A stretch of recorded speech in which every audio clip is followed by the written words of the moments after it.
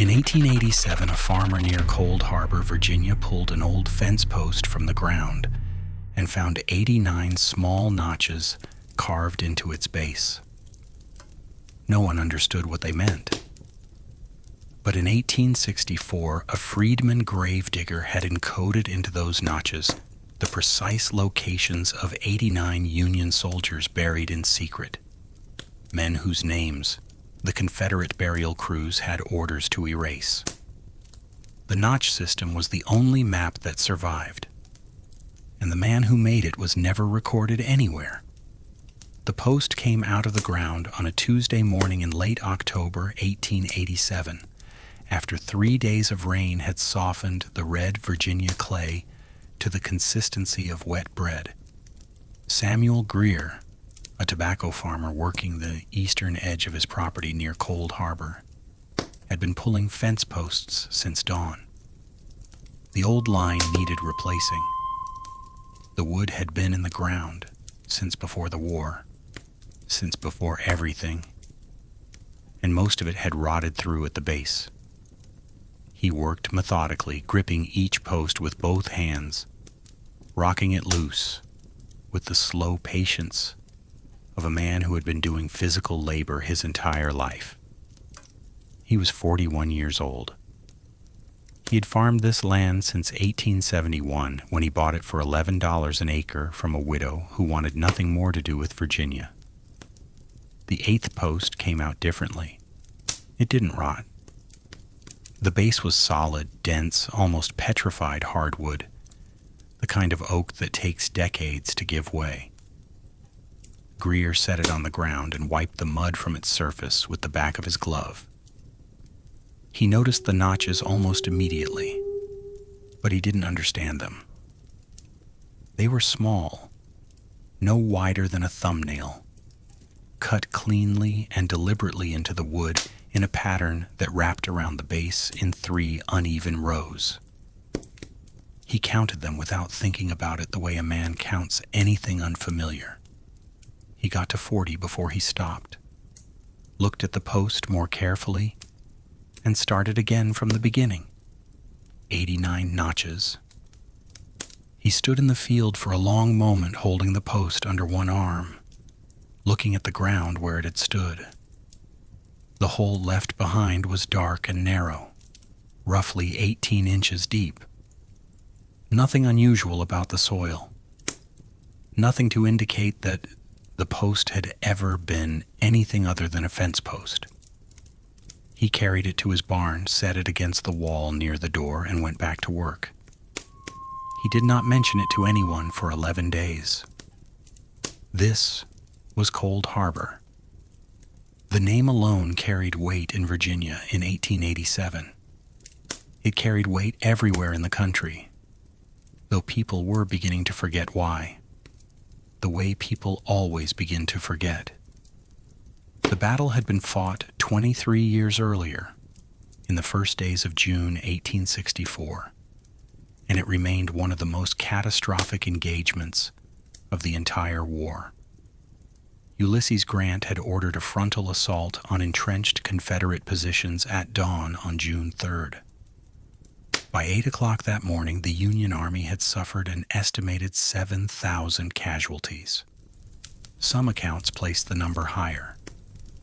The assault lasted roughly 20 minutes before officers began refusing orders to advance. 7,000 men in 20 minutes. The mathematics of it were difficult to hold in the mind.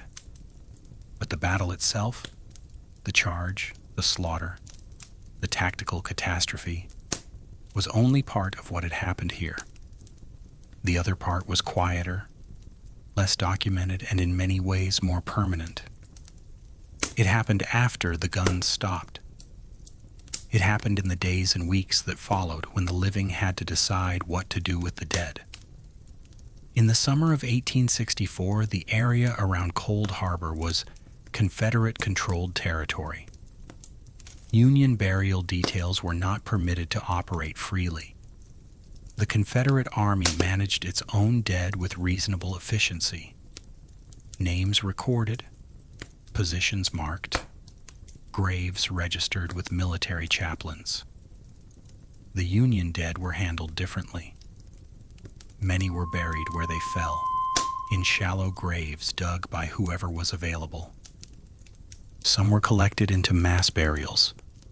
Some were left where they lay for weeks, in the Virginia summer heat, until the smell became a problem and local labor was organized to deal with them. That local labor was almost entirely black. Freedmen, contraband workers, men who occupied the ambiguous space between slavery and freedom that the war had created in Confederate Virginia. These were the men who dug the graves. They worked under Confederate supervision. They were given no resources for record keeping. They were not asked for records. The assumption, stated explicitly in at least 2 surviving Confederate quartermaster documents from the summer of 1864, was that Union dead did not require systematic documentation. They were the enemy. They were a sanitation problem. The graves did not need names. One man disagreed. His name has not survived in any official document. He appears in 3 surviving records from the Cold Harbor area in the summer and fall of 1864, and in each case he is identified differently. In a Confederate labor roster from July 1864, a man is listed simply as Jim Freedman Grave Detail. In a supply requisition from the same month, a request for additional shovels is attributed to the colored overseer of the Eastern Burial Ground. In a letter written by a Confederate corporal named Thomas Waverly Sims to his mother in Augusta, Georgia, dated September 4th, 1864, there is a single sentence that reads, "The old Negro who buries the Yankees works alone and will not speak to any of us, which suits me fine." That is everything the official record gives us. 3 references. No surname, no age, no origin, nothing. But the fence post gives us something else. To understand what the notches mean, it is necessary to understand the landscape of Cold Harbor in the summer of 1864 and the specific problem this man was trying to solve. The Eastern Burial Ground, the area under his supervision, according to the supply requisition, covered approximately 14 acres of open farmland south of the main road. The terrain was not flat. It rolled in shallow waves, interrupted by tree lines, drainage ditches, and the remnants of earthwork fortifications. Burying a man was one thing. Remembering exactly where you buried him across 14 acres of rolling Virginia farmland that looked more or less identical in every direction was something else entirely. Confederate burial details solved this problem with stakes and written records. There were no stakes here. There were no written records. This man had no paper, almost certainly no pencil, and no authority to requisition either. What he had was a fence post. The post stood at the southern edge of the Eastern Burial Ground, near the road. It was a corner post, the kind of fixed reference point that anyone working the land would use automatically to orient themselves. He had been using it as a landmark all summer. At some point, the evidence suggests it was in late August or early September 1864. Based on the number of graves already dug, he began cutting notches. The system was not sophisticated. It was not meant to be read by someone who didn't already know the land, but it was precise. Each notch represented a grave. The position of the notch on the post, which row, which face of the wood, how far from the base, encoded a rough directional and distance reference from the post itself. Row 1, graves within 50 yards. Row 2, graves between 50 and 150 yards. Row 3, graves beyond 150 yards.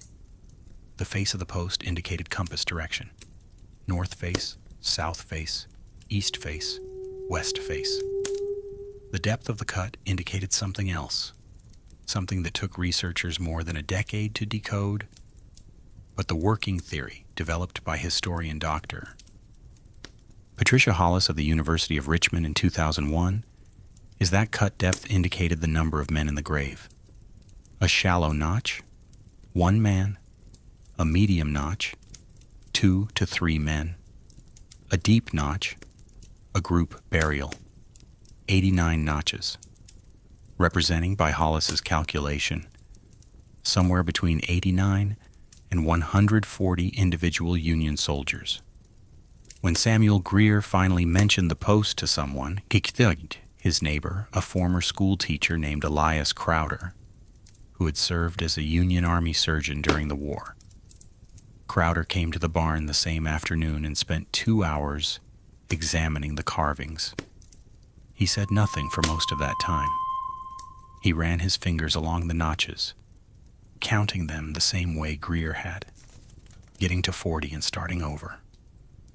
When he finally spoke, his voice was controlled in the way that men who have seen a great deal of death learn to control themselves.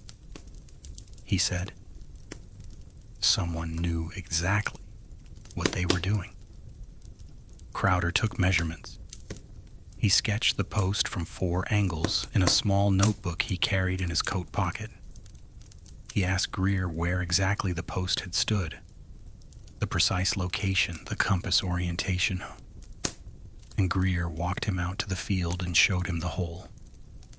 Crowder stood at the edge of the hole and looked south across the tobacco field for a long time without speaking.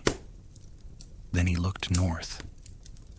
Then he turned east, toward the distant tree line, and his expression changed. "There's a drainage ditch about 200 yards that way," he said. "I remember it. June of '64. We used it as a dressing station for 3 days." He looked down at his notebook, then back at the tree line. "I never knew where they buried the men who didn't make it through the night," he said. He came back the following morning with a longer measuring tape and a borrowed compass. He came back the morning after that.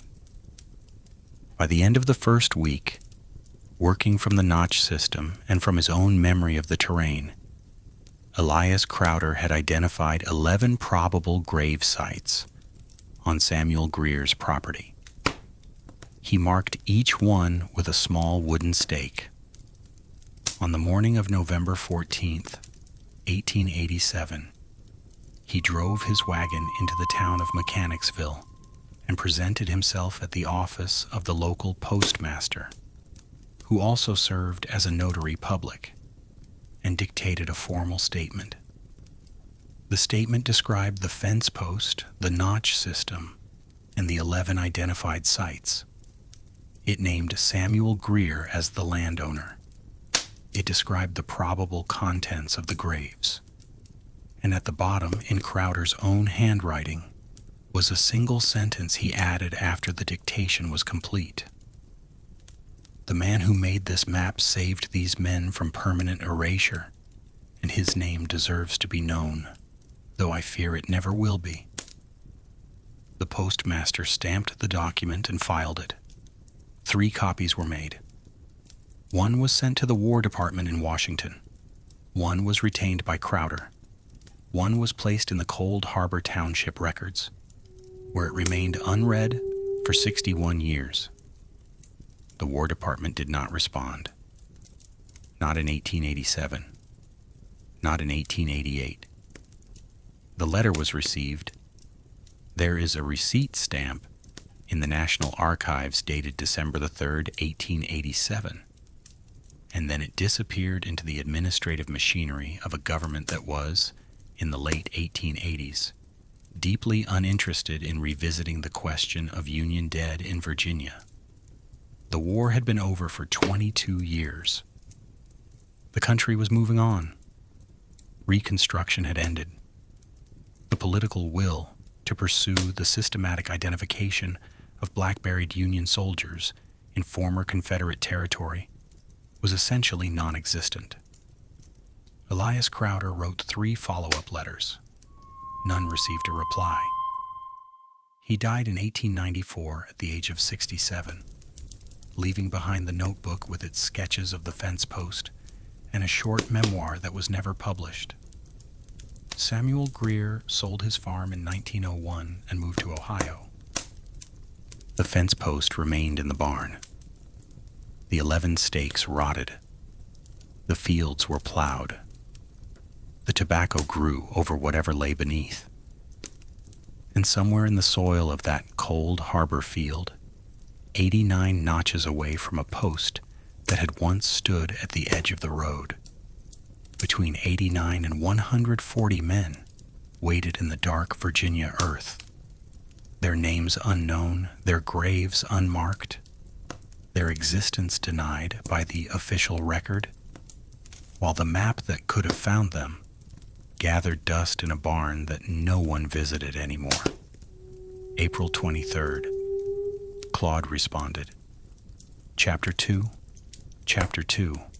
The barn stood for 43 more years after Samuel Greer left. The man who bought the property in 1901 was a lumber merchant from Richmond named Douglas Patton, who had no interest in farming and even less interest in the history of the land he had purchased. He used the fields for grazing, rented the farmhouse to a succession of tenant families, and visited the property perhaps twice a year to collect payments and inspect the fences.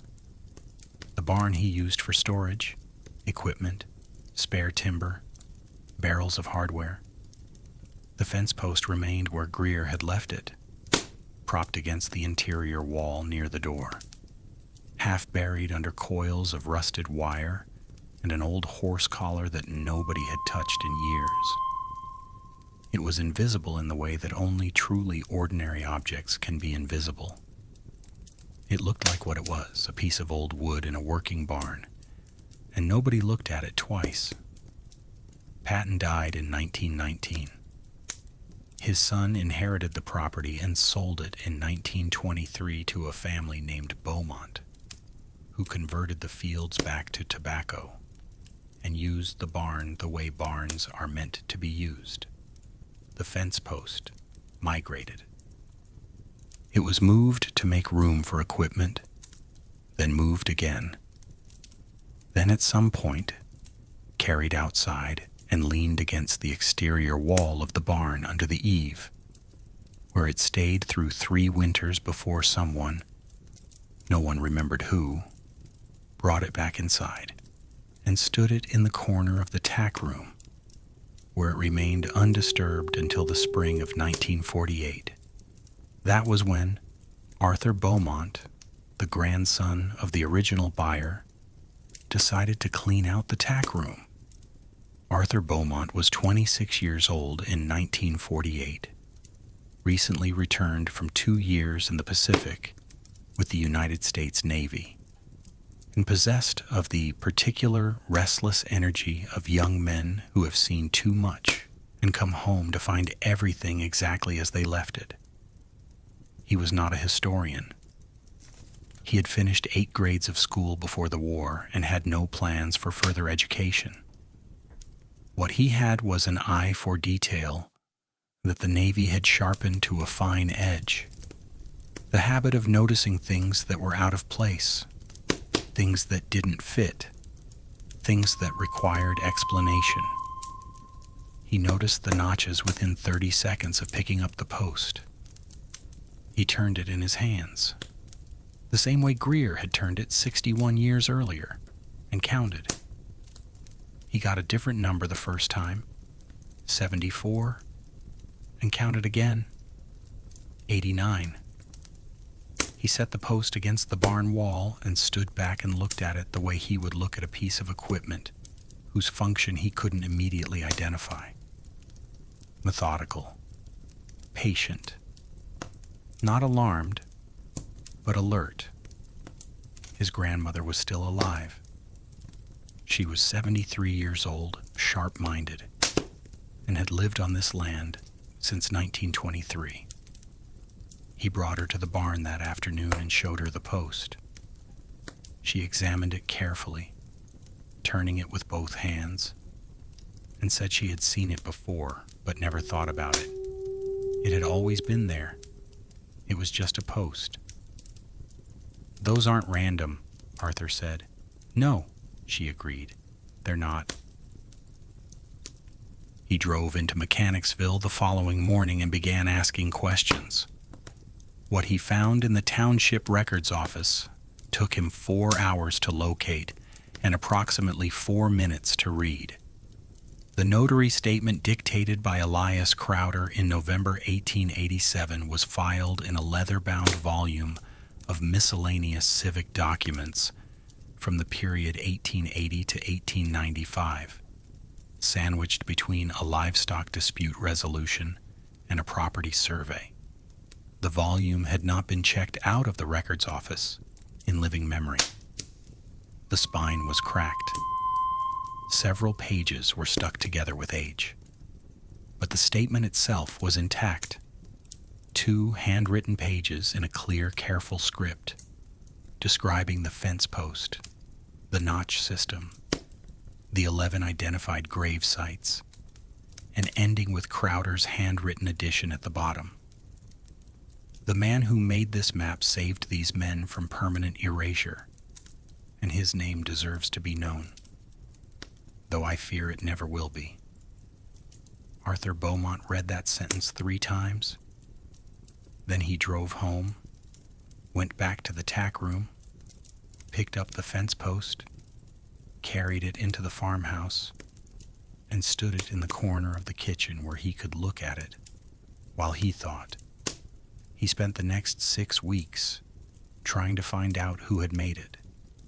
The search took him into territory he had not expected. He began with the obvious sources: local church records, Freedman's Bureau documents, labor rosters from the Cold Harbor area. The Freedman's Bureau records for Hanover County were incomplete. A fire in the county courthouse in 1884 had destroyed approximately 40% of the administrative documents from the Reconstruction period, including most of the labor records from 1864 to 1868. What survived was fragmentary and inconsistently organized. He found the Confederate labor roster, the one listing Jim Freedman grave detail, in a collection of military documents held by a private family in Richmond, whose patriarch had served as a Confederate quartermaster officer. The family allowed him to examine the documents for one afternoon. He copied the relevant entries by hand into a notebook. 3 references to the same unnamed man. No surname in any of them. No age. No origin point. He wrote to the National Archives in Washington and asked about the letter Elias Crowder had sent to the War Department in December 1887. 6 weeks later, he received a reply confirming that no such letter could be located in the department's files. The receipt stamp he had found, referenced in Crowder's memoir, which he had obtained from Crowder's surviving granddaughter in Fredericksburg, proved the letter had arrived. What happened to it after that was unclear. He wrote to the University of Virginia. He wrote to the Virginia Historical Society. He received polite responses that amounted in each case to a variation of the same message. The identification of black laborers from the Civil War period was extraordinarily difficult. Records were sparse, and the institution in question was not currently undertaking research in this area. He was not a researcher. He was a 26-year-old tobacco farmer with a Navy discharge and 8 grades of education. He had no institutional support, no academic credentials, and no money to fund a serious investigation. What he had was the post and the notches, and a growing conviction that was difficult to articulate but impossible to ignore. Something had been deliberately erased here. Not through negligence, not through the ordinary chaos of war and record-keeping. Something had been erased on purpose by people who knew exactly what they were doing, and the erasure had held for 84 years because no one had been sufficiently motivated to push against it.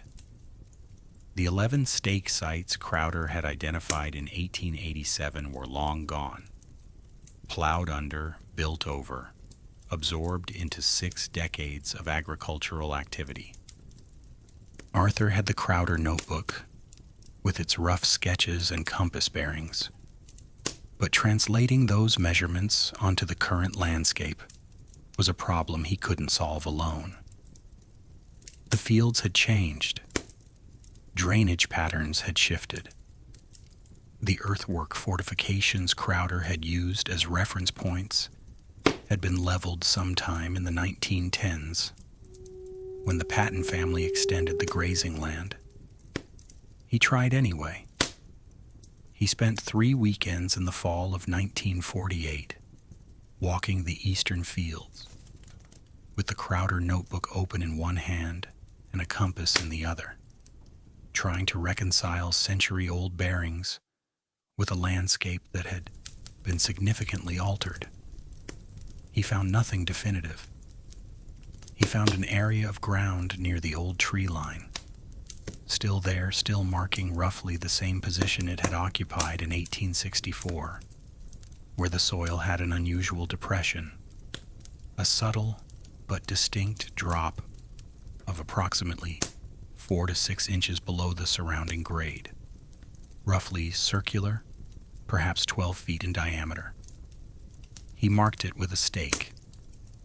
He found 2 more similar depressions in the south field, both consistent with the subsidence pattern you would expect from shallow graves that had been settling for 80 years. He did not dig. He didn't know if he had the legal right to dig. He didn't know who to ask. He drove to Richmond and presented himself at the office of the Virginia Department of Historic Resources, which did not yet exist under that name, but operated as a subdivision of the State Library. The man he spoke to, a clerk named Robert Sills, who was responsible for, among other things, Civil War site preservation, listened to Arthur's account with polite attention, and then explained that the state did not have a mechanism for investigating unverified burial claims on private property based on a carved fence post and a 60-year-old notary statement. "Bring us a body," Sills said. He meant it practically, not cruelly. We can act. Without that, there's nothing to investigate.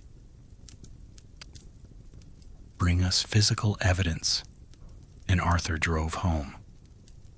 He sat in the kitchen and looked at the fence post in the corner for a long time. That winter, something shifted in the investigation. Not because of anything Arthur did, but because of a letter that arrived unexpectedly in January 1949, postmarked from Philadelphia. The letter was from a woman named Dorothea Wills.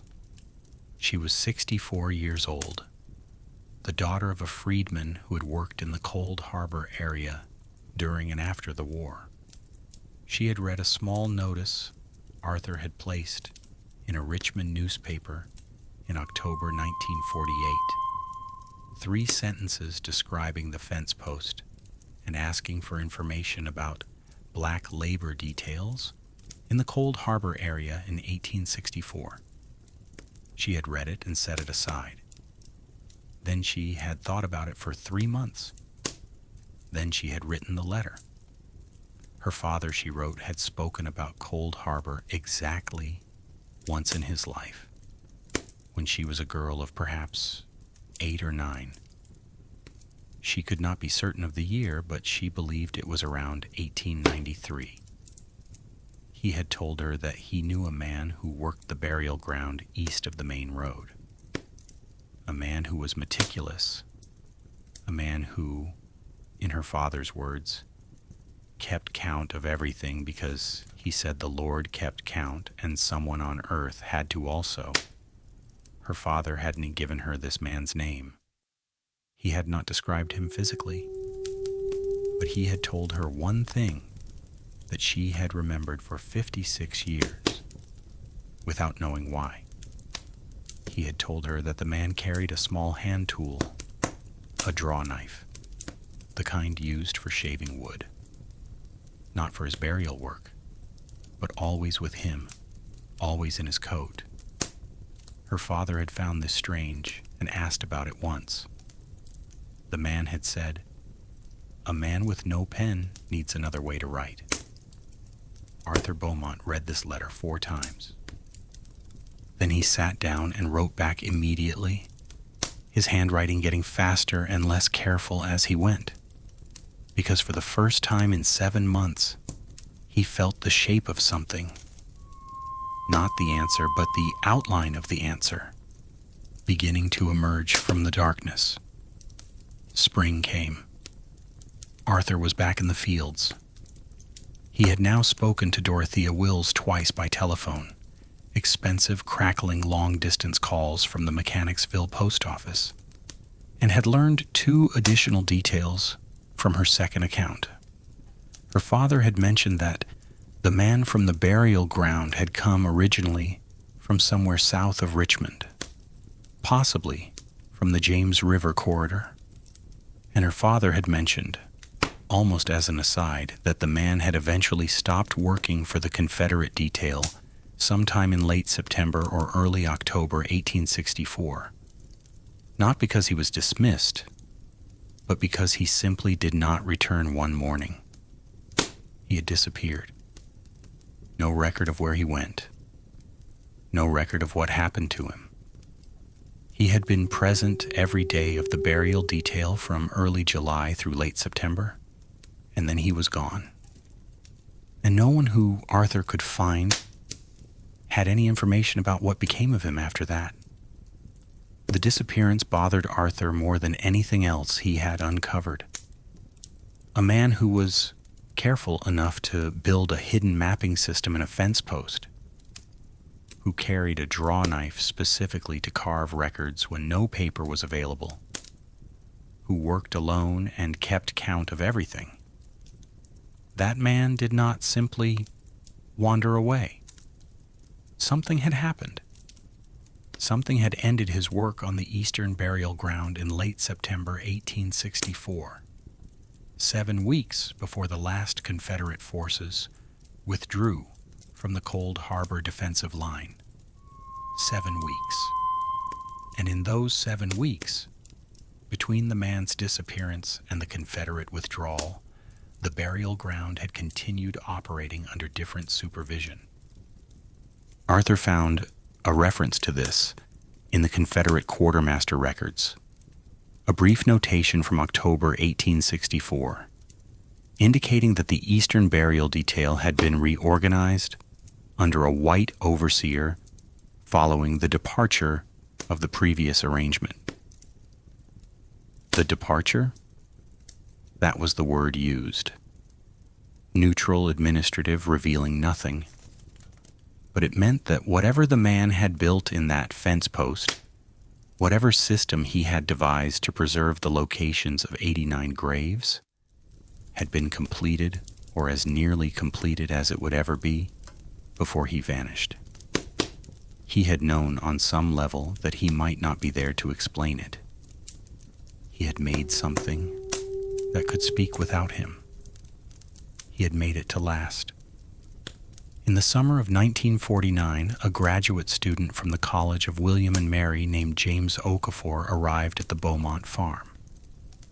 He was 23 years old, the son of a Virginia freedman's family, writing a thesis on black labor in Civil War Virginia. He had found Arthur's newspaper notice in the Richmond Paper Archive while researching at the Library of Virginia.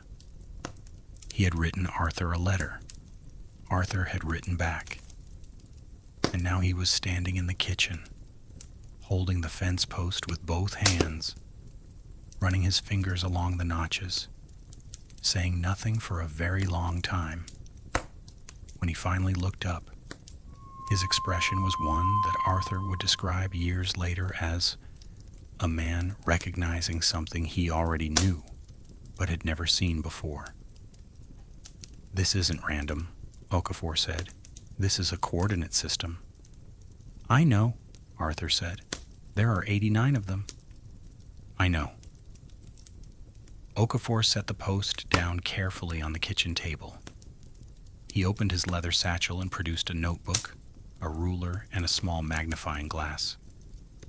He examined each notch individually, measuring depth, width, and position. He worked for 3 hours without stopping, filling 6 pages of notes in a small, dense handwriting. Arthur sat across the table and watched him and didn't speak. At the end of 3 hours, Okafor looked up. "The depth coding," he said, "it's consistent. Every notch deeper than 4 millimeters is on the north or east face. Every shallow notch is south or west." "What does that mean?" "I don't know yet, but it means something. This man was working from a system. He wasn't improvising." He came back the following week, and the week after that. By September 1949, Okafor had developed a preliminary decoding of the notch system. Incomplete, relying on assumptions that would later prove partially incorrect, but directionally right in ways that would eventually be confirmed. He had also found something in the Freedman's Bureau records that Arthur had missed: a single entry filed in August 1865 from a Bureau agent operating in Henrico County, documenting the arrival of a man described as formerly employed in burial details near Cold Harbor, unable to give full account of himself, in poor health.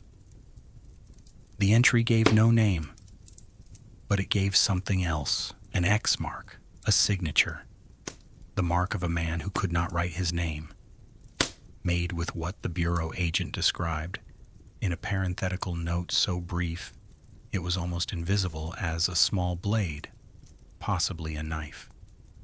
Claude responded, Chapter 3, James Okafor almost didn't submit the thesis, not because the research wasn't there. By the winter of 1949, after 6 months of work in the Beaumont kitchen, the College of William and Mary Archives, the National Archives in Washington, and 3 separate collections of private Confederate documents held by families in Richmond and Petersburg, the evidence had accumulated into something that could no longer be reasonably dismissed. The notch system was real. The graves were real. The man who made the map was real, in the way that only people who leave behind physical evidence are real. Not a name, not a face, not a date of birth, but a set of decisions, a methodology, a mind. The problem was the thesis committee. Okafor's faculty advisor, a Civil War historian named Professor Edmund Rail, read the first draft in December 1949 and returned it with a single typed note attached to the cover page. The note was 4 sentences long. It acknowledged that the research was interesting. It noted that the primary source base was thin. It suggested that a thesis built substantially on a carved fence post and an unsigned Freedman's Bureau entry was unlikely to satisfy the evidentiary standards of the department. And it recommended, in language that was polite and final, that Okafor redirect his research toward a topic with more conventional documentation. Okafor sat with that note for 3 days. Then he drove to the Beaumont farm, sat down at the kitchen table across from Arthur, and explained the situation.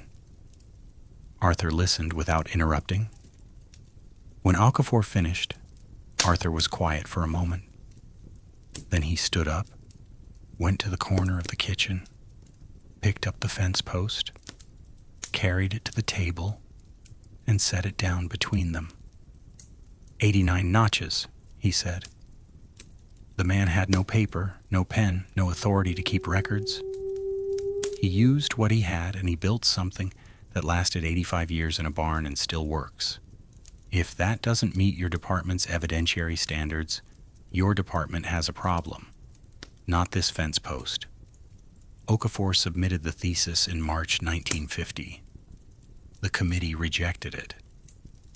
Not on evidentiary grounds exactly. The formal rejection cited insufficient primary documentation to support the central claims. But Okafor had been in enough academic rooms by then to understand what was actually happening. It was 1950 in Virginia. The thesis argued explicitly and in considerable detail that the Confederate Army had systematically erased the burial records of Union soldiers as a matter of deliberate policy, and that the primary evidence for this erasure had been preserved by a black laborer whose name the same system had been designed to eliminate. This was not a comfortable argument for a Virginia institution in 1950. It was not a comfortable argument in many places in 1950. Okafor appealed. The appeal was denied. He was offered the option of revising the thesis substantially, removing the policy argument, reframing the notch system as a curiosity rather than evidence of deliberate erasure, softening the language around Confederate record-keeping practices. He declined. He left William and Mary without his degree and drove back to the Beaumont farm and told Arthur what had happened. Arthur's response was immediate and practical. "Then we go around them," he said. What happened next took 4 years and moved through channels that had nothing to do with Virginia academia. Arthur wrote to the War Department again. Not a polite inquiry this time, but a detailed 14-page document accompanied by photographs of the fence post, a transcription of the Crowder notary statement, copies of the Confederate labor records, the Freedman's Bureau entry, and Okafor's preliminary decoding of the notch system. He sent copies to 3 newspapers: the Richmond Times-Dispatch, the Washington Post, and the Chicago Defender, which was at that time one of the most widely read black newspapers in the country. The Richmond Times-Dispatch did not respond. The Washington Post sent a junior reporter who spent one afternoon at the farm, took photographs, and filed a story that ran on page 14 of the Metropolitan section in August 1951, beneath a story about a zoning dispute in Maryland. The story was 240 words long. It described the fence post accurately and quoted Arthur briefly. It generated 7 letters to the editor, none of which were printed. It was not followed up. The Chicago Defender ran a full front-page story. The headline read, "Virginia Farm Hides Map of 89 Union Graves, made by Freedman whose name was deliberately erased." The story was 4,000 words. It was written by a staff reporter named Clara Hoskins, who had driven to Cold Harbor from Washington and spent 3 days at the Beaumont farm, talking to Arthur, examining the post, reading the Crowder documents, and conducting her own research in the Mechanicsville Records Office. She had found something Arthur and Okafor had both missed: a third reference to the gravedigger, buried in a collection of letters written by a Confederate Army chaplain named Reverend Miles Hutchinson, held in a private archive in Charlottesville. The letter was dated August 17th, 1864. In it, Hutchinson described visiting the Eastern Burial Ground and encountering the Freedman who supervises the Yankee graves. He described him as a man of perhaps 50 years, strongly built, who works with unusual care and keeps to himself entirely. He noted that the man marks each grave in his own manner, though I cannot determine what the marks signify. And then, in a passage that Hoskins quoted in full in her Defender article, Hutchinson wrote, "I asked him why he troubled himself so, given that these were enemy dead and no record was required. He looked at me for a long moment before answering. He said, 'Every man that goes in the ground was somebody's child.' I had no answer for that and left him to his work." The Defender story ran on September 3, 1951. Within 2 weeks, the War Department had received over 400 letters. The federal response moved with the particular slowness of bureaucracies confronting something they would prefer not to confront. But it moved. In March 1952, the Army's Graves Registration Service sent a 2-person team to the Beaumont farm. They examined the fence post for 2 days. They took measurements. They produced their own documentation of the notch system and compared it with Okafor's preliminary decoding.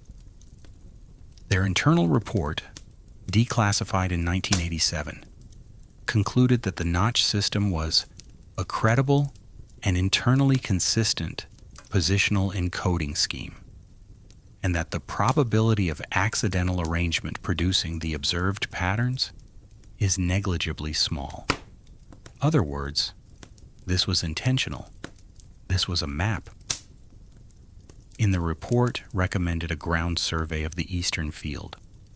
The survey was approved in September 1952 and conducted over 3 weeks in October of that year. The team used the fence post as their primary reference point, orienting it exactly as it had stood in the ground. Arthur had recorded the original hole's position and compass orientation in 1948, and working outward from its position using the decoded notch coordinates, they found the first grave on the 4th day. It was in the south field, 140 yards from the post's original position, in almost exactly the location that Okafor's decoding had predicted. The burial was shallow, approximately 2 feet, and contained the remains of 1 man. No identification was found with the body, but the grave itself was unmistakable.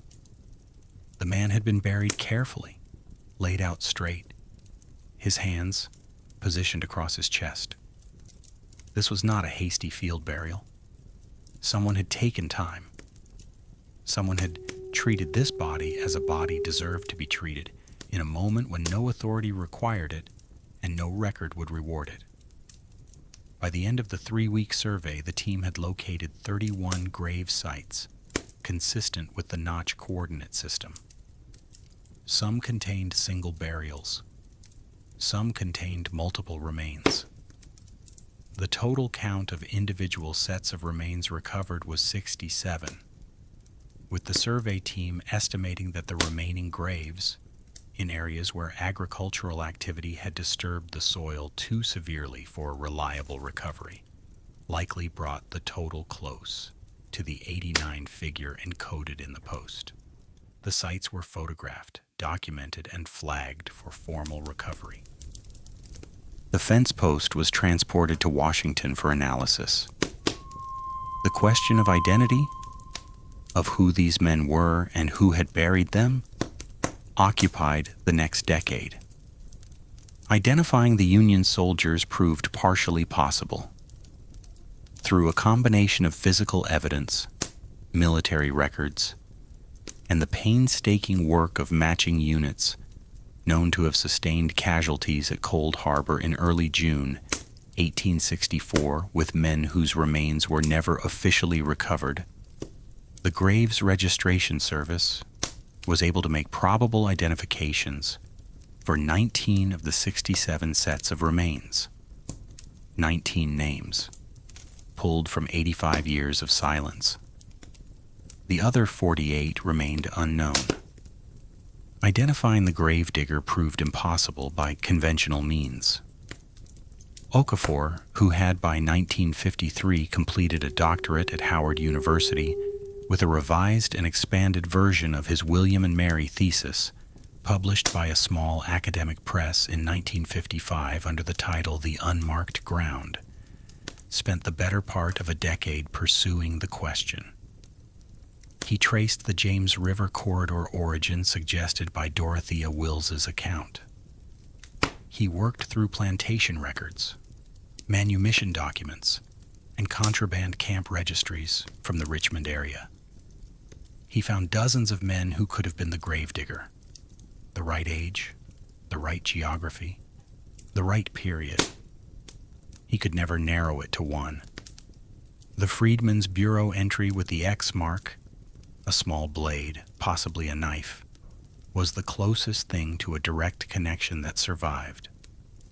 A man from Cold Harbor in poor health, arriving at a Henrico County Bureau office in August 1865. Unable to give a full account of himself, signing with a blade instead of a pen because that was how he wrote, how he had always written, how he had written 89 times in a fence post in a Virginia field. Okafor argued in his 1955 book that this was the same man. The timing fit, the tool fit, the physical condition, poor health after the deprivations of 1864 and the chaos of the war's final months, fit. What happened to him after August 1865 was unknown. Whether he survived the year was unknown. Whether he ever learned that the map had been found, that it had worked, that the graves had been located, this too was unknown. He had made the map for the dead. There was no evidence he ever expected the living to find it. The 19 identified soldiers were reinterred at Cold Harbor National Cemetery in a ceremony on June 3, 1955, exactly 91 years after the battle. The date was not accidental. It was chosen by Arthur Beaumont, who by this point had become the de facto custodian of the entire story, and who drove to the ceremony in his best suit, with the kind of quiet satisfaction of a man who has spent 7 years on something and seen it through. James Okafor spoke at the ceremony. He was 30 years old, a published historian, a doctor of history from one of the most respected black universities in the country, a man whose career had been built, in large part, on the foundation of a carved fence post in a barn that nobody had looked at for 60 years. His remarks were brief and precise, in the manner of a man who understands that the facts, properly arranged, speak more powerfully than any decoration added to them. He said, "We do not know this man's name.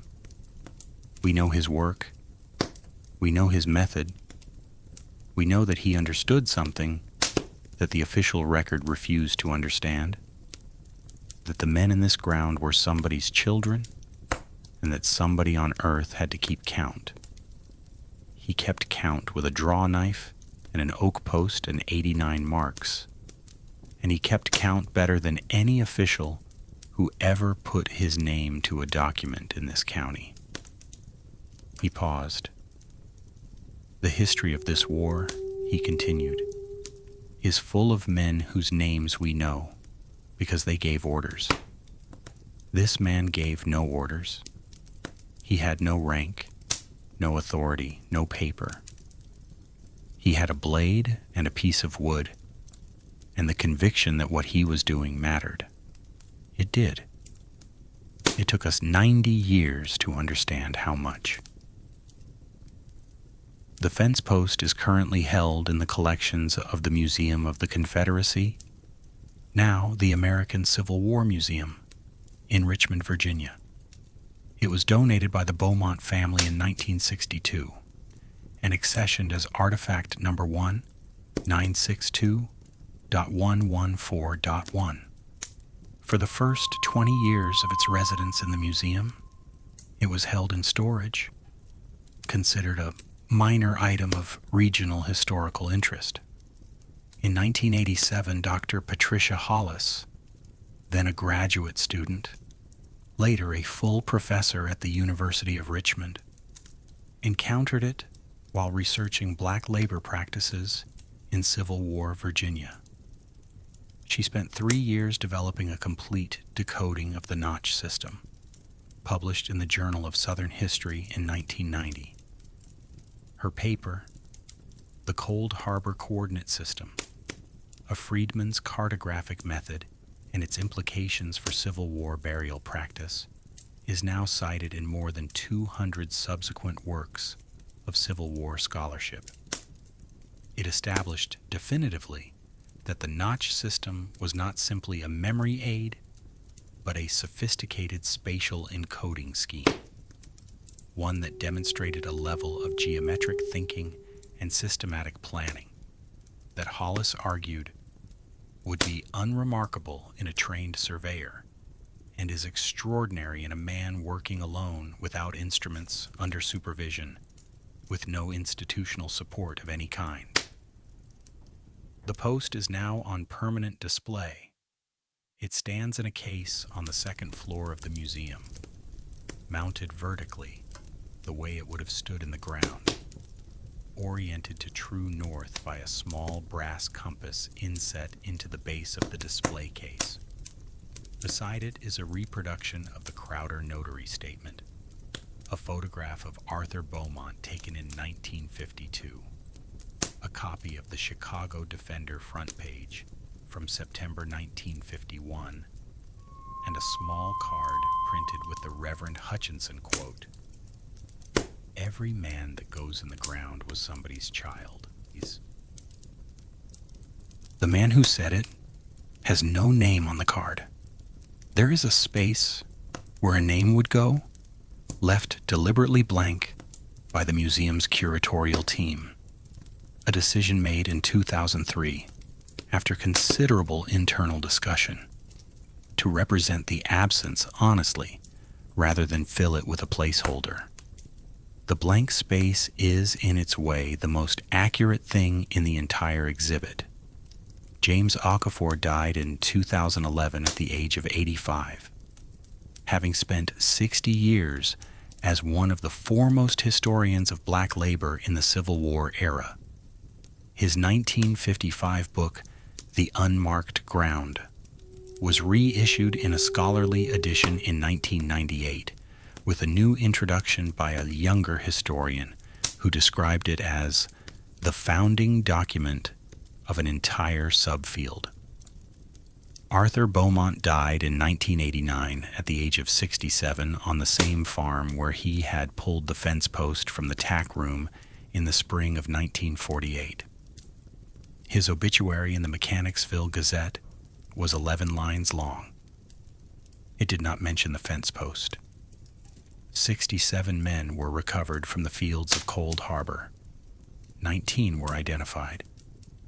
48 remain unknown, their names unrecoverable after a century and a half beneath the Virginia soil.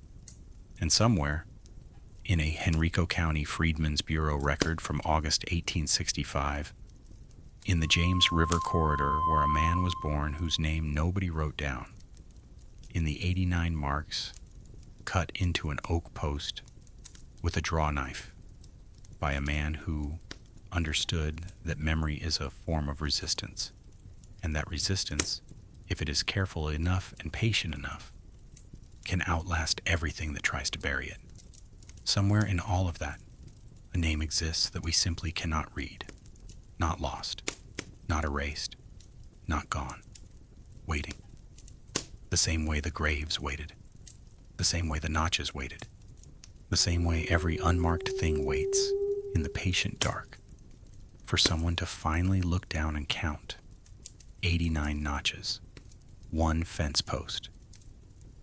The map that rewrote a battlefield, and the man with no name who drew it with a blade, in oak, in silence, because he knew the Lord kept count, and somebody on earth had to also.